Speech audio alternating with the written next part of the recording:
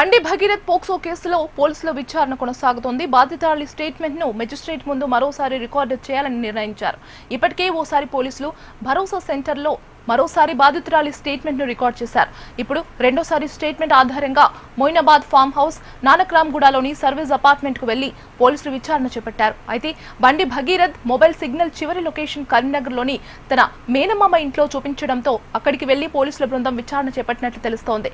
కాగా బాధితురాలి వయస్సుపై చర్చ జరుగుతున్న నేపథ్యంలో బర్త్ సర్టిఫికెట్లను పోలీసులు పరిశీలించారు.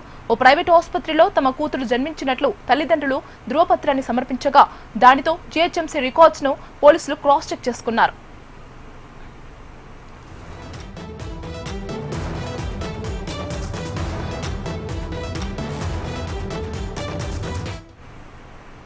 బండి భగీరథ్ పోక్సో కేసులో పోలీసుల విచారణ కొనసాగుతోంది. బాధితురాలి స్టేట్మెంట్ ను మెజిస్ట్రేట్ ముందు మరోసారి రికార్డు చేయాలని నిర్ణయించారు. ఇప్పటికే ఓసారి పోలీసులు భరోసా సెంటర్ లో మరోసారి బాధితురాలి స్టేట్మెంట్ ను రికార్డు చేశారు.